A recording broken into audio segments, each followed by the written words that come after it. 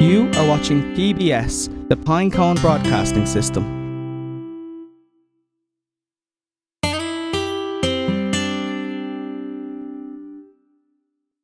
While the pinecone archetype has persisted in human consciousness since before recorded history, the earliest depiction of a pinecone figure in physical form was found in cave paintings in southern France in 1935 by a young boy looking for 6 seashells on the seashore near his seaside shack. Carbon dated to nearly 10,000 BC, these rudimentary drawings depict a pinecone-like figure involved in some sort of hunting or fertility ritual. The next representation of this form is found among the pyramid art of the ancient Egyptians, depicted here as a minion of Anubis. This is the first event in which we see the pinecone figure associated with fright. The pervasiveness of this figure throughout the art and architecture of the ancient Egyptians indeed informs us that he was a powerful symbol. It's no surprise to see the pinecone associated with Anubis or the Sphinx in these contexts. The concept of the afterlife is very important to the people of the Nile Delta during this time period, and as we will see time and time again, the pinecone is perpetually very close to ending up in the afterlife himself. The fact that he is associated with these sort of shadowy characters throughout history is in itself no accident. What is perhaps more surprising though, given the number of perilous depictions of the pinecone, are the handful of instances where we find the pinecone in triumph. Indeed, it would seem that the pinecone figure reflects both humanity's darkest fears and biggest joys all at once. Few ideas in history can reflect that sort of duality and yet remain so pure and innocent. In purely mythological terms, there is perhaps no figure more widely represented across cultures. In addition to the art of the ancient Egyptians and the people of prehistory, the pinecone is represented in the cultural histories of nearly every group on the planet. In ancient Israel, for example, he was regarded as one who helped Moses to deliver the people from their exile in Egypt, and his specter was instrumental in the development of early Hebraic law. We have seen the pinecone represented in many fashions, most of them in abject terror, but one that has been missing up until this point is that of Conqueror. One of Pinecone's accomplishments that has the widest reverberations was his conquest of Asia in the 13th century.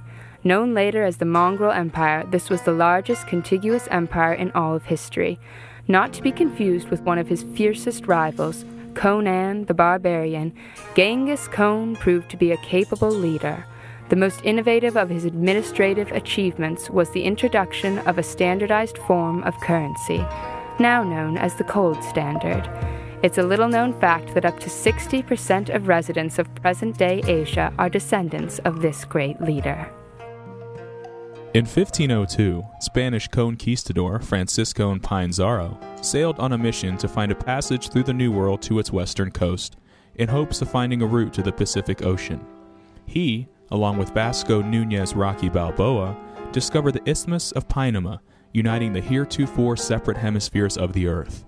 Unfortunately, the voyage lasted much longer than expected, and due to unforeseen adverse weather conditions, his ship ran out of supplies and food, forcing the crew to resort to cannibalism. When researching the iconography of such a prevalent archetype in thousands of historical documents like this, certain patterns start to emerge. The evolution of such a figure brings with it a certain adaptability to changing environmental and cultural elements. Toward the Renaissance, pinecone adherents started to suffer what we've termed a certain battle fatigue, and once again we start to see the figure as representative of triumph and of beauty. As seen here, the figure appears in Pinecone Angelo's Sistine Chapel, enjoying a personal encounter with God.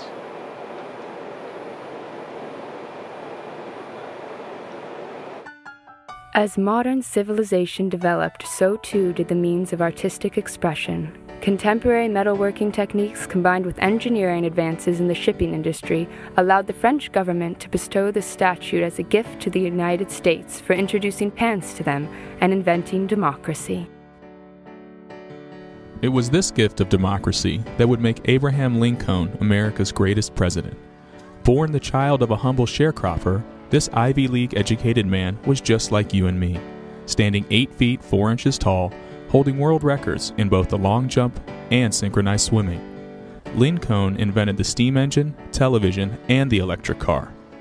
Often called the father of modern dance, he has been immortalized in some of America's greatest monuments, including the world's largest ball of twine, the Museum of Medical Oddities, and Niagara Falls. Living in our hearts, minds, and messy underwear, Pinecone stands as a monument to our best and brightest, past, present, and future. He's also a giant sissy and tends to run away at each possible opportunity. Nonetheless, the Pinecone remains our most valuable historical figure, and perhaps the most important American to ever walk the face of the earth.